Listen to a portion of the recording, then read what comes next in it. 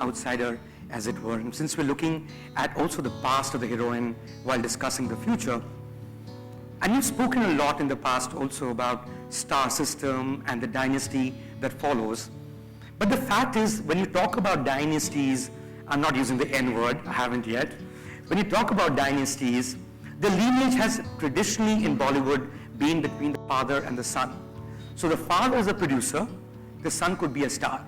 The father is a star, the son could be a producer.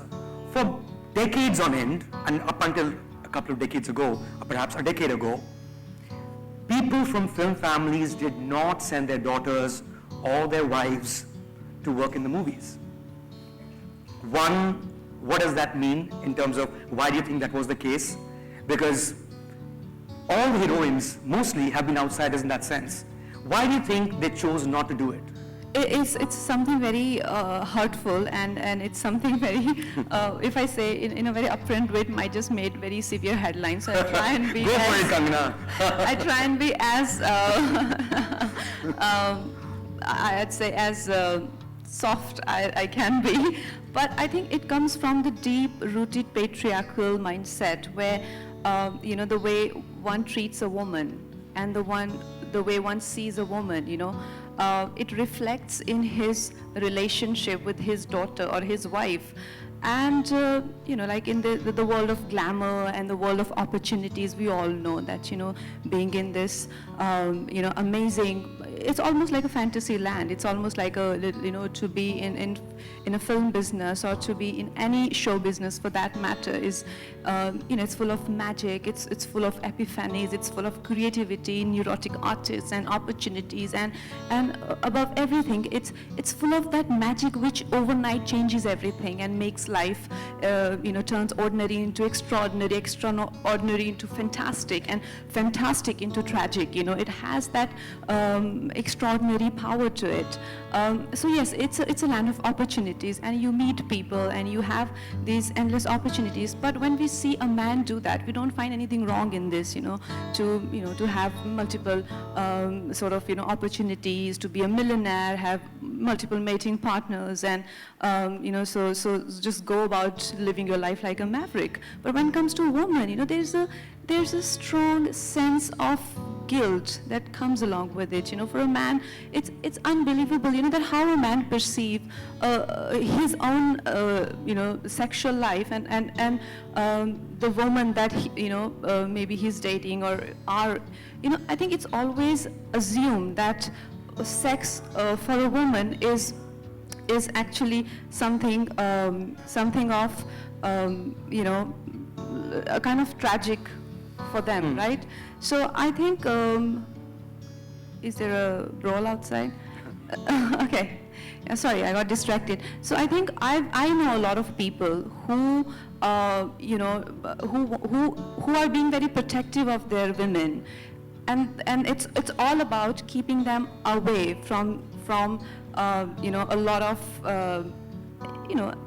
lot of men or opportunities or glamour, because why? They're going to get swayed with it, they're going to have affairs, and men are going to treat them badly. Basically, men are going to have sex with them. So having sex for a man is something which is about having fun and living a good life, but for a woman, it's something which is, doing some sort of, like a bad thing to them. So that is how a man perceives the life in glamour world.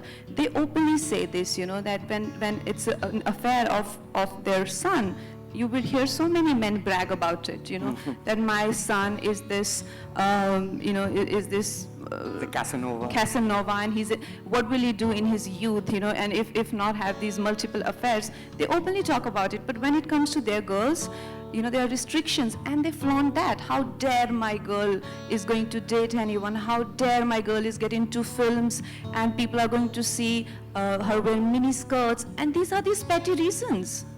I mean, I wouldn't want to, I wish it was anything else, but these are the petty reasons that my girl is going to wear bikini, but I don't mind having 15 bikini-clad women around me or my son. It's as petty as it is. I mean, it sounds stupid, but you can have so many, like you would know, there's so many examples of that. and they're quite open about it, and they feel it's very manly to have these kind of values, not really values, but these sort of feudal ideologies, and to flaunt it like that. And it's making our society even more regressive, even more feudal and chauvinistic, you know, these sort of, and it does stem out of it, that, you know, like a great family of, you know, like this film business, son will make, and this happens in many smaller industries as well. It's a common fact that, I don't want to name superstars because I'm not sure, but someone's daughter decided to be an actress and fans committed suicide. Fans committed suicide. That, and the son is, of course, is the reigning superstar, but the daughter decided. Fans committing suicide would have to be south of India, no? Yes, south of India. Sure. Yeah. So they committed suicide, that the daughter of the house will wear a mini skirt. How would that happen, and how is that even possible? So this is the psyche of our you know, culture, and this is how the masses. This is what a woman is, just an object, and it's very unfortunate that, you know, there is, that's all, you know. But you see that changing too, because from like the early 2000s onwards, you do see a lot of women from film families actually entering films. And so do you think the film industry has changed? Do you think the psyche of those families have changed? What do you think has led to that change?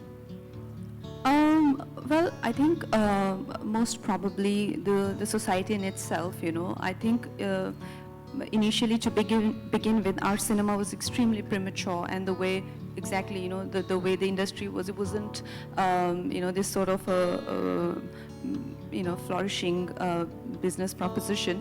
But how it became, I think, more progressive, more people decided to, you know, sort of get into it, and that's how times that films have come a long way, right? They have come from being very primitive to fairly, you know, I'd say we are not yet there, and I'm not sure if we will ever be, but yeah, but we have come. You mean less shady people in the films? Sorry? Less shady people in the movies also? Well, see, also film business has many levels to it, right? Like there are all kind of cinemas, Right. there are, so I can't really guarantee Sure, that. sure. But it's definitely, I don't think, like, you know, it's definitely a business where a lot of people, educated people, and yeah, and the ones who are, you know, who are sort of, who understand the business for what it is. Right. Yeah.